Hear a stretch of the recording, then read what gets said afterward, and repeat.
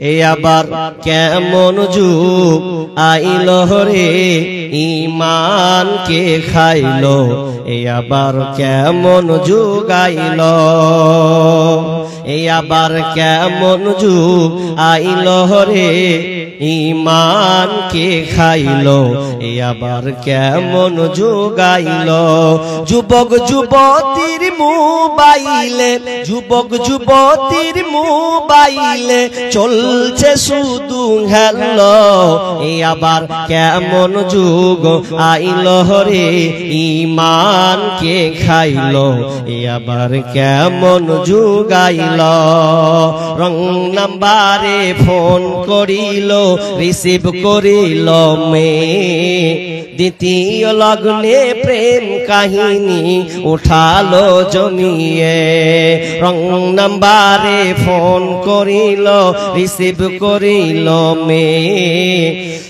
প্রথম লগ্নে প্রেম কাহিনী উঠালো জমিয়ে।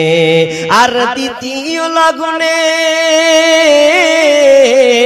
দ্বিতীয় লগ্নে প্রেম আগুনে দুজনকে পুরাইল। এ আবার কেমন যুগ আইলো রে ঈমান কে খাইলো। এ আবার কেমন যুগ আইলো। মেয়ে নিল মোবাইল হাতে, ফেসবুক চালাবে তাই ওয়েটিং রত বসে আছে প্রেমিকি তাহার। মেয়ে নিল মোবাইল হাতে, হোয়াটসঅ্যাপ চালাবে তাই ওয়েটিং রত বসে আছে প্রেমিকি তাহার। আর সারা রাত চ্যাটিং করে, সারা রাত চ্যাটিং করে সকাল 9টায় ঘুম ভাঙিল। এ আবার কেমন যুগ আইলো রে ঈমান কে খাইলো। এ আবার কেমন যুগ আইলো।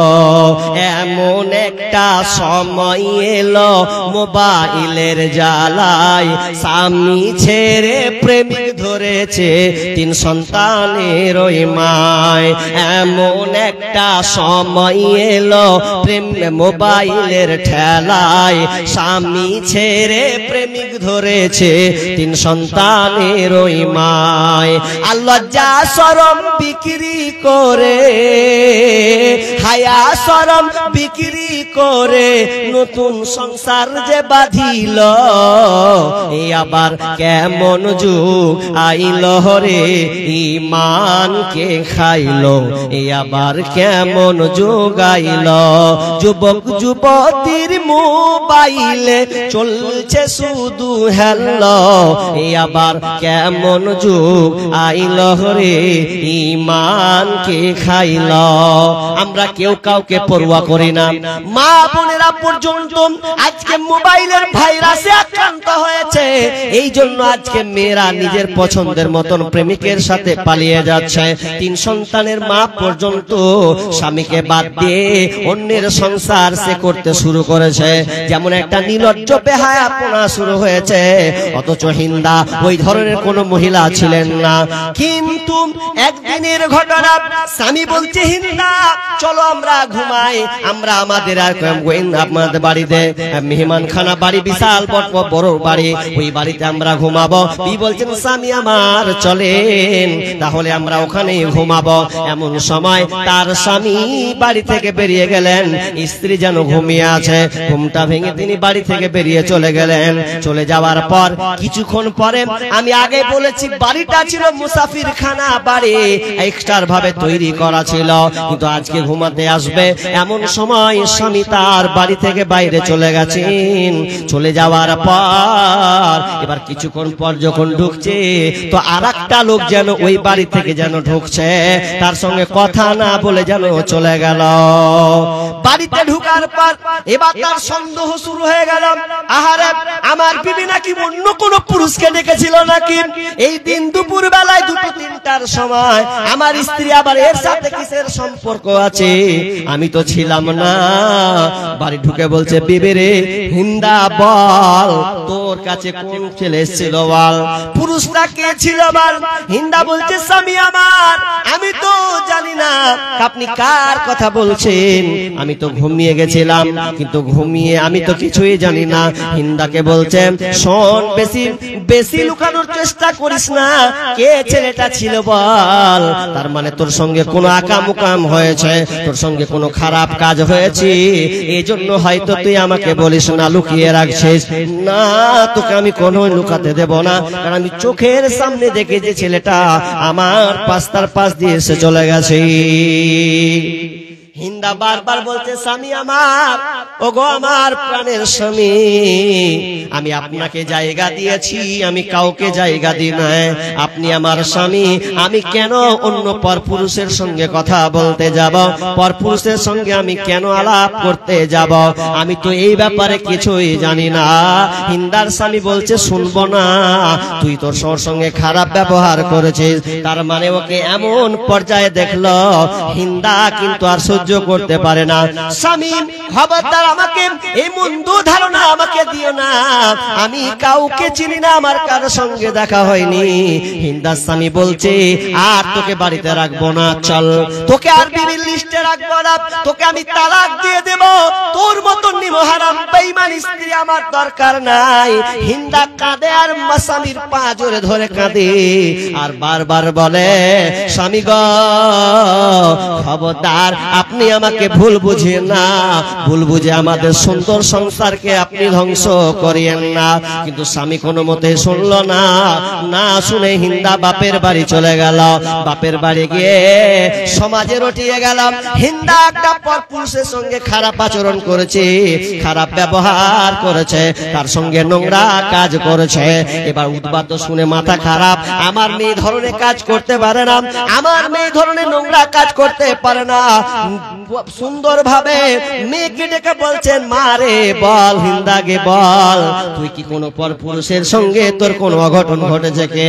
হিন্দা বলছে, আপ্পা আপনার জামাই আমাকে খুব ভুল ধারণা কুধারণা করছে, আমাকে সন্দেহ করেছে, আমি এ ব্যাপারে কিছুই জানি না। কিছু জানিস না? বলছে, না, আপনার জামাই আমাকে খালি সন্দেহ করছে, আর সন্দেহ করে এই ধারণা করে আমাকে বলছে যে আমি তোর সংসার করব না। উদ্বাদ্য যেমন তেমন লোক নয়, বলছে আমার উচ্চ বংশের আমার দাগ লাগিয়ে দেবে, এটা হতে পারে না। জামাইকে ডাকা হলো, সকলকে ডাকা হলো, কি ব্যাপার, আমার মেয়ে এরকম কাজ করেনি, তুমি তোহমত লাগাছো? বলছে, না, আমি নিজের চোখে দেখেছি আপনার মেয়ে নোংরা কাজ কি করে কে ছিল বলে না তো, ধোকা আমি চোখের সামনে দেখেছি। কেউ যখন শুনে না, কারো যখন কথা শোনা হয় না, এই পক্ষ এ বিপক্ষ, পক্ষ বিপক্ষ শুরু হলো। এমন সময় একটি লোক বলছে, শোনো, কোনো কাজ নয়, সরাসরি একটা কাজ করো। আমাদের কাহিন যে আছে, ইয়ামেনে একজন কাহিন আছে, জ্যোতিবাবু আছে বা জ্যোতিষী আছে, ওই জ্যোতির কাছে গিয়ে আমরা আমাদের রোগটাকে ধরব, কে অপরাধী কে নির্দোষ এটা প্রমাণ হয়ে যাবে। সেই সময় মক্কার সময় আপনার কি নাম, জ্যোতিষীর কাছে ভালো মন্দ ভাগ্য নির্ণয় করা হতো। যদিও ইসলামে এটা হারাম, যদিও এটা ইসলামে হারাম, যদিও ইসলামে হারাম, কোন জিনিস যদি হারিয়ে যায়, আপনি জ্যোতির কাছে গিয়ে, গণকের কাছে, আপনি কবিরাজের কাছে কোন জিনিস ভাগ্য নির্ণয় করতে পারেন, এটা হারাম, এটা হারাম। তবে শুনেলেন, কিছু কিছু কবিরাজ আছেন, কিছু কথা মিল খেয়ে যায়, এটা হাদিসে স্পষ্ট বিশ্বনবী বলেছেন। এটা কেমন করে কবিরাজেরা বলতে পারে কিছু কথা কেমন মিলে যায়? তারা কিন্তু বদমাশ জিনদেরকে বশ করে, বশ করে নেওয়ার পর যে জিনগুলো আসমান পাণ্ডুদের ব্যাপারে, তার ভবিষ্যৎ ভাগ্যের ব্যাপারে কথাবার্তা চলে। এমন সময় বদ শয়তান জিনেরা তার কথাগুলোকে তারা শুনে নেয়, আর কিছু কথা শুনে তারা ওখান থেকে চলে আসে। ঠিক তেমনি ভাবে ওই কথাগুলো তাদের কবিরাজকে বলে দেয়, কিন্তু এটা প্রকাশ্য হারাম। কবিরাজের বাবার ক্ষমতা নাই কোন মানুষের ভাগ্য নির্ণয় করা, ভাগ্যের ব্যাপারে পরিবর্তন করে দেওয়া, কোনো কিছু বলা, এটা কারো কোনো শক্তি নাই। কিন্তু সেই সময় মুশরিকরা এটাকে বিশ্বাস করত। তারা তো মুশরিক ব্যক্তি। ইয়ামেন চলে গেলেন। ইয়ামেন যাওয়ার পর এবার দুজনকে নিয়ে যাওয়া হলো, হিন্দা এবং হিন্দার স্বামীকে নিয়ে। আল ফাকি ইবনে মুগিরা, আল ফাকি ইবনে মুগিরা এবং হিন্দা, তারা দুজনে পাশাপাশি স্বামী স্ত্রী যেন বসে গেছেন এবং হাতটাকে চালাতে শুরু করলেন। কাহিন যখন হাত চালালেন, হিন্দার হাত ধরে নিলেন। হাত ধরে হাত যেন জাদু ঘুরতে লাগলো। জাদু করতে করতে এক সময় হিন্দাকে বলল, হিন্দা এই ব্যাপারে সম্পূর্ণ নির্দোষ, এ কোনো অপরাধ করেনি, এর সাথে কোনো পর পুরুষের মোলাকাত সাক্ষাৎ হয়নি। যখন এই কথা বলা, সবাই যেন জেনে গেল হিন্দা হলো নিরপরাধ। যখন কবিরাজ কাহিন যখন এই জাদু চালালো, কাহিন কিন্তু ক্ষান্ত হয়নি, আরেকবার আরেকটা জাদু সে চালিয়ে দিয়েছে। চালানোর সময় কি দেখতে পেল, চালাতে চালাতে হিন্দাকে বলল, হিন্দা শুনে লাও, তোমার পেট থেকে একটা বাদশার যোদ্ধার জন্ম হবে, বীর যোদ্ধা জন্ম হবে, রাজা বাদশার জন্ম হবে। এটা একটা সুসংবাদ। তাহলে দুইটা তার খবর তার কানে চলে গেল। কিন্তু হিন্দার স্বামী আল ফাকি ইবনে মুগিরা এবার স্ত্রীকে বলছে, হিন্দারে আমি তোমাকে ভুল বুঝেছি, সন্দেহ করেছি, জিদ করে আমি তোমাকে তালাক দিতে চেয়েছিলাম, কিন্তু না না আমি ভুল বুঝতে পেরেছি। হিন্দা বাড়ি চলো, আমি আবার আগের নাই আমরা দুজনে সংসার করব। মেয়ে মানুষ তো বুঝেন, মেয়ে মানুষ রাগ কত খারাপ, এ তো স্বামী রেগেছে। হিন্দা বলছে, তুমি আমাকে গোটা মহল্লায় অপবাদ দিয়েছ, আমার নামে সন্দেহ করে আমার ভবিষ্যৎ, আমার কলঙ্ক লাগিয়ে দিয়েছ, অতএব আমি আর তোমার সঙ্গে সংসার করব না, আমি তোমার সঙ্গে আর ভাত খাবো না, আমি বাপের বাড়ি চলে গেলাম। আল ফাকি ইবনে মুগিরা বারবার স্ত্রীকে বলে, বিবি রাগ করো না, ভুল করে দিয়েছি। বলছে, না শুনবো না, তুই শুনবো না, এই জন্য তোমার মতন বেঈমানের কাছ থেকে আমার পেটে কোনোদিন যোদ্ধার জন্ম হতে পারে না, তোমার কাছ থেকে, তোমার মতন কুধারণা বেঈমানের কাছ থেকে আমার পেট থেকে যোদ্ধার জন্ম হতে পারে না, অতএব আর তোমাকে সেই রকম বাপ হতেও দেব না। তো আমি চাই না তুমি আমাকে আর সংসার করো, আমি তোমাকে খোলা তালাক দিয়ে দিলাম, আমি আর তোমার সংসার করব না। সন্দেহ খুবই খারাপ জিনিস। কোন মতে কারো ব্যাপারে সন্দেহ করবেন না, তবে কিছু সন্দেহ করা যায়। কেমন অনুমান করা যায়, ধারণা রাখা যায় যে আপনি একটা ছেলেকে দেখছেন কোরআন তেলাওয়াত করছে, নামাজ পড়ছে, বক্তব্য দিচ্ছে, এমন সময় বলছেন, আহা ছেলেটা ভবিষ্যতে বিশাল বড় আলেম হবে, বিশাল বড় বক্তা হবে।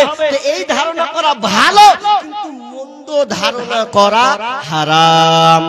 আয়াতটা শুধু শেষ করছি, এরপর আল্লাহ বলছেন, ওয়ালা তাজাসসু, তোমরা খবরদার তাজাসসুসি করবে না, কারো গোপন খবর উদ্ঘাটন করবে না, কারো ব্যাপারে গোয়েন্দাগিরি করবে না, কারো গোপন পাপ তুমি কারো সামনে প্রকাশ করবে না।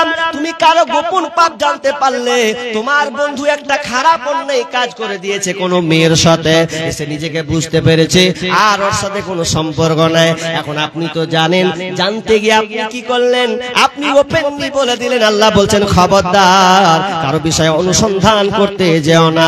বিষ্ণু বলছেন, মান সাতারা মুসলিমান সাতারাল্লাহু ফিদ দুনিয়া ওয়াল আখিরা। মুসলিম শরীফের হাদিস, কেউ যদি কেউ যদি কারো গোপন পাপকে ঢেকে রাখে, আপনি কারো পাপকে ঢেকে রেখেছেন, জানেন লোকটা খারাপ কাজ করেছে, এখন আপনি ওটাকে ওপেন করে এমন ঢেকে দিলেন।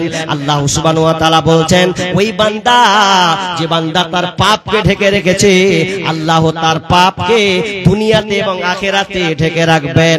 কেমন করে ঢেকে রাখবেন? বুখারীর রাওয়াতে একটা হাদিস আছে, আল্লাহ তাআলা বিচারের দিন যখন ওই বান্দার বিচার করবেন, বিচার করার সময় একটা আর দিয়ে দিবেন, পর্দা দিয়ে দিবেন। পর্দা দেওয়ার দিয়ে পর ওই বান্দাটাকে বলবেন, বান্দা তোমার আমলনামা তুমি পড়ো, তোমার আমলনামাতে এগুলো সব আমার ফেরেশতা লিখেছে, তুমি যে পাপ অন্যায় কাজ করেছো এই অন্যায়গুলো কি আমার ফেরেশতারা ভুল লিখেছে? তখন ওই বান্দা বলবে, আল্লাহ না না না, আপনার এই ফেরেশতারা আমার ব্যাপারে একটাও ভুল কথা লেখেনি, আমি দুনিয়াতে যা খারাপ কাজ করেছিলাম ওগুলো সব ঠিকই আছে। তখন আল্লাহ সুবহানাহু ওয়া তাআলা ওই বান্দাকে বলবে, বান্দারে তাহলে শুনেলে, তুই যেমন গোপনে পাপ করেছিস এবং তুই একটা দুনিয়াতে কাজ করেছিলি, সেই কাজটাকে তুই কারো পাপকে গোপন রেখেছিলি দুনিয়াতে, তোর বন্ধুর পাপটাকে তুই গোপন রেখেছিলি, কোন ব্যক্তির পাপকে তুই গোপন রেখেছিলি, কাউকে বলিস না, তো আমি আল্লাহ শুনেলে আমিও তোর পাপকে গোপন রেখে দিলাম। তুই যে পাপগুলো করেছিস ওই গোপন পাপগুলো আমি আল্লাহ আর পাবলিক শো করলাম না, আমি আল্লাহ আমার আর দিয়ে রেখে দিলাম এবং বান্দা আমি তোকে ক্ষমা করে দিলাম। কি লাভ হলো? কি লাভ হলো গোপন রাখতে গিয়ে? আল্লাহ আপনার পাপকে ঢেকে দিবেন। যদি আপনি কারো পাপ, কোন গোপন কথা যদি আপনি রেখে দেন লুকিয়ে, তাহলে আপনি এখান থেকে দুইটা ফায়দা, আখিরাত দুনিয়াতেও ফায়দা, আখিরাতেও ফায়দা। আল্লাহ তাআলা বলছেন, ওয়ালা তাজাসসু, এরপরে বলছেন ওয়ালা ইয়াকতাব বা'দুকুম বা'যা, এবং তোমরা কি করো, কারো ব্যাপারে গীবাত করিও না। গীবাত মানে বুঝেন? গীবাত, এটা উদাহরণ দিই। গীবাত হাদিস তো আছে, উদাহরণ দিলে আপনি বুঝবেন গীবাত কাকে বলে। আপনার যে এলাকার চারটা লোক বিদেশ গেছে, চারটা ছেলে বিদেশ গেছে, কোথায় গেছে? তো আমাদের কলকাতা। এখন কলকাতাতে বিদেশ গেল, বিদেশ যাওয়ার পর এবার একটা বাড়িতে কাজ করতে, মিস্ত্রি কাজ করছে বাড়ি উঠে, তো ওই বাড়ির একটা মেয়ে ছিল ভালো, তো চারজনের মধ্যে একটা মেয়ে একটা ছেলের সঙ্গে কট খেয়ে গেছে। কট বুঝেন তো? কট, লাইন লেগে গেছে, লাইন। এবার লাইন যখন লেগে গেছে তখন বাড়ির গার্জেন জেনে নিয়েছে, মালিক, তখন ওকে দু ফাইট মেরেছে, চরিত্র ভাল লাই। এই চরিত্র যখন ভাল লাই, দুই তিন ঘুষি আর মেয়ের খেয়ে ও কি আর থাকে, ও এই মেয়ের খেয়ে ব্যাগ রেডি করে বাড়ি আপনার এলাকায় চলে এসছে। খবরটা কে জানে? তিন বন্ধু, বাকি গ্রামের লোক জানে কি? আর বাপ মা কইছে, হ্যাঁ রে কি ব্যাপার, এগুলা আকাম কেন কইছে? মাগে পড়ে গেছে, পরে যে এগুলা আকাম হয়ে গেছে, মানে ও এখনো যেতে কইতে পারে না যে ফাইট খেয়েছে। কিসের ফাইট? অন্য মেয়েকে হাত দেওয়ার লেগে ফাইট যখন খেয়েছে, কইছে এরকম কেমা, ওই জায়গা ওরে আমার ধন রে কইলে রে, এখন বুঝিয়ে নিলেও ব্যাস থাকছে। ওই মাল তিনটা 2 মাস পর আসছে, কিন্তু গ্রামের লোক তো জানে না ওই একাম করেছে। এবার ওই তিনটা যখন চলে এসেছে, চলে আসার পর এবার ওই যে রাতের বেলা বন্ধুদের নিয়ম সিস্টেম, সন্ধ্যার দিকে চা খেতে যায়, ভেদার করবে, ওর কথা ওকে লাগাবে, কথা ওকে লাগাবে, ওই তো কি করলে, ওই কি করলে, এরকম হয় না? এরকমই তো হয় দোকানে। এবার দোকানে বসে ওগুলো হচ্ছে, এবার হতে বলছে, হ্যাঁ ভাই জয় দুধ দেখি কাড়াকাড়ি বাড়ি চলে এসছে, তোরা 2 মাস পর এসছি, তিনজন আর থামতে পারে না, লুস করছে, কহে দি নাকি থামতে পারে না। তখন কহেছে, কি ব্যাপারে, কোন জায়গা পড়েছিল জয় দুধ রে? বলছে, কে ফের পড়েছিল? বলছে, কইছে যে পড়ে গেছিল, হাত পা কেটে গেছে যে। বলছে, কথা পড়েছিল না ছে। ও কি করেছে জানিস? ও তো ওই বাড়ির ওই মেয়েটাকে ও একটু করতে ফাসিং করতে গেছিল, যে কেলানি খেয়েছে, দিয়ে ওই সব বাড়ি এসছে। এরকম কাজ করেছে, গোটা গ্রামে বেঁচে নিলে যে মুখের বেটা এটা কাজ করে দিয়েছে। কিন্তু বাকি 3 জনা যদি পারতো কোন জিনিসটাকে গোপন রাখতে, পারতো কি পারতো না? পারতো। কিন্তু গীবত কাকে বলা হয়? গীবত ওকেই বলা হয় যে এমন কোন পাপ, এমন কোন কথা আপনি বললেন তার অজান্তে, আর ওই লোকটা শুনতে পেল, ঠিকই ভুল কাজ করেছে, কিন্তু ওই কাজটা আপনি বললেন, আর বলে যদি লোকটা কষ্ট পায়, এর নাম হচ্ছে গীবত করা। তার মানে আপনি ওর ব্যাপারে এই মুখ পর্যন্ত করতে পারেন না। ভুল করে দিয়েছে, আর এটা তার পেশা নয়, এখন ভুল হয়ে গেছে, ওটা আপনি বলছেন। আর ওই লোকটা শুনে যদি কষ্ট পায়, হ্যাঁ তোরা থামতে পারলি না বে, বাইরে নেই কোন বা কোন নেই করে দিয়েছে, এটা হয়ে গেছে, তুই গ্রামে তো পাঠিয়ে দিলি, এখন শুনে আবার খারাপ লাগলো। খারাপ লাগবে না? খারাপ লাগে, মান সম্মানের ব্যাপার আছে। এর নামই গীবত। কেমন কথা হলো? তাহলে ও অন্যায় করেছে, ও আর আমি কইতে পাবো না? না, আপনি বলতে পাবেন না বলে কোনো ফায়দা নাই। তবে 6 জায়গায় গীবত করা যায় যাচ্ছে, এটা আমি হয়তো বলতে পাবো না। চলেন আপনাদের যেটা বলতে চাচ্ছি, গীবত খুবই খারাপ নোংরা জিনিস, গীবত থেকে আমাদেরকে বাঁচতে হবে। হাদিস, অনেকগুলো হাদিস বলতে হয়তো বলতেই পাবো না, কিন্তু আপনাদের বলি গীবত, খবরদার আপনি গীবত কাজে জড়িত হবেন না। এটা খুবই নোংরা, খুবই খারাপ একটা কাজ। অতএব গীবত থেকে আমাকে বাঁচতে হবে। আল্লাহ তাআলা বলছেন, ওয়ালা তাজাসসু ওয়ালা ইয়াকতাব বা'দুকুম বা'দা আইয়ুহিব্বু আহাদুকুম আইয়াকুলা লাহমা আখিহি মাইতা।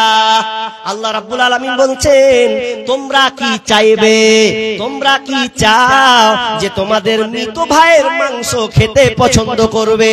তোমাদের কি মনে চায় যে তোমার মৃত ভাইয়ের মাংস তুমি ছিঁড়ে খাবে?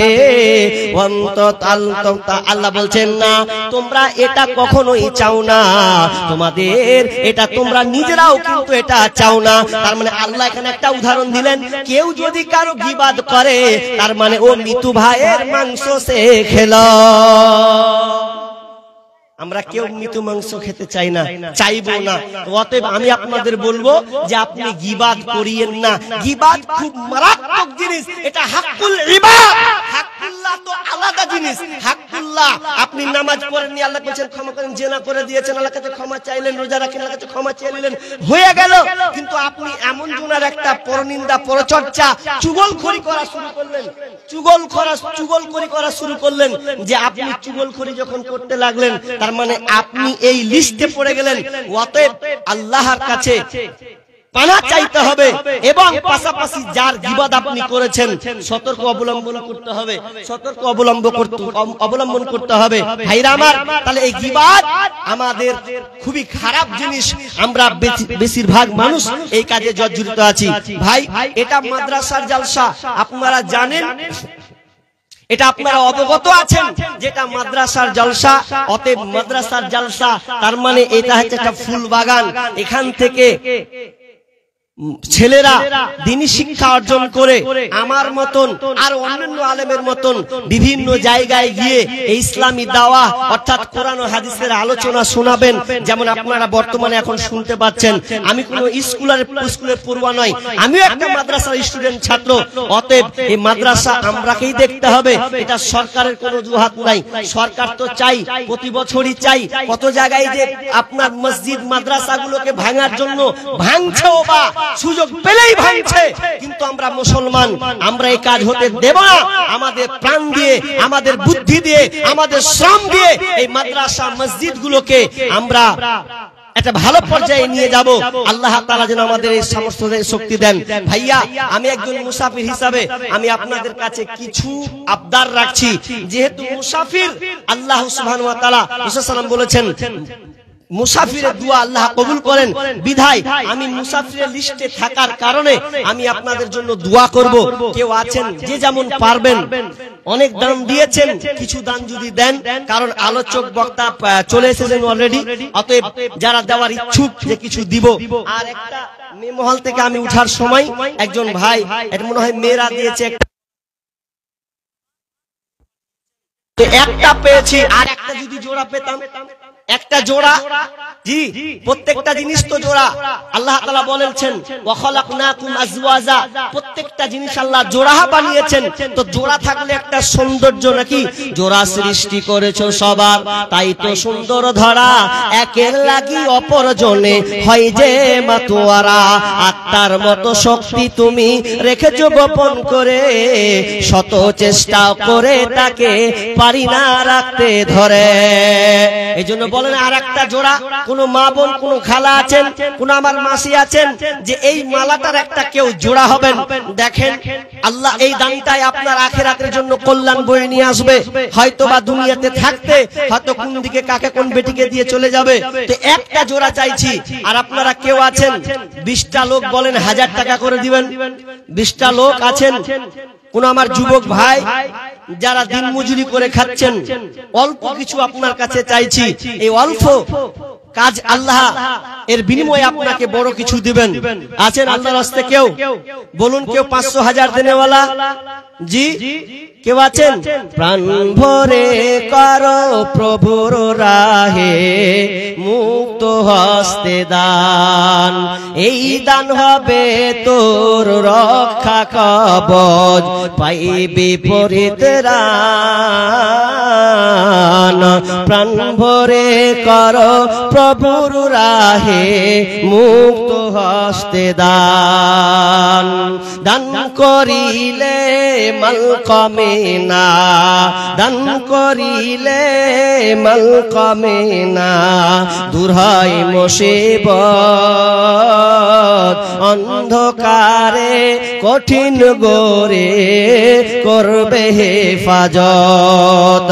এই দান হবে তো রক্ষা কবচ, পাইবে রে নাজাত। প্রাণ ভরে কর প্রভুর রাহে, মুক্ত হস্তে দান। মাশাআল্লাহ 100 একজনকে আমার কোন বাপজি 500 টাকা দিয়েছেন। আল্লাহুম্মা সাল্লি আলাইহি, আল্লাহুম্মা বারিক লাহু ওয়া বারাকাল্লাহ। রব্বুল আলামিন যা উদ্দেশ্যে 500 100 200 করে দান করেছে, আল্লাহ তুমি দান সৎ উদ্দেশ্যকে আল্লাহ তুমি পূরণ করে নাও, বালা মুসিবত দূর করে দাও, রোজগারে বরকত দাও। আল্লাহ যতদিন থাকবে আল্লাহ তুমি তাদেরকে সহি সালামতে রাখো, আমিন সুম্মা আমিন। তার সাথে আরেকজন আল্লাহ গলার হার, চাঁদির একটা মালা এই মাদ্রাসায় দান করেছে। আল্লাহ তুমি এই দানকে আল্লাহ তুমি কবুল করে নাও রব্বুল আলামিন। পরকালে আল্লাহ তুমি সে মাল চাঁদির মতন এই সোনার কালার, সোনার আরো তার গলায় আল্লাহ তুমি জান্নাতে পরিয়ে দিও, আমিন সুম্মা আমিন। একলা জীবন একলা মরণ, একলা চলতে কিসের ভয়, এই দুনিয়ার মানুষগুলো কেউ তো কারো নয় গো, এই দুনিয়ার মানুষগুলো কেউ তো কারো নয়। স্বার্থ ছাড়া কেউ চলে না, মনের কথা কেউ বোঝে না, স্বার্থ ছাড়া কেউ চলে না, মনের কথা কেউ বুঝে না। কারো দুঃখ দেখলে আবার করে দুঃখীর অভিনয়, এই দুনিয়ার মানুষগুলো কেউ তো কারো নয়। একলা জীবন একলা মরণ, একলা চলতে কিসের ভয়, এই দুনিয়ার মানুষগুলো কেউ তো কারো নয় গো, এই দুনিয়ার মানুষগুলো কেউ তো কারো নয়। ভাই আপনারা যতগুলো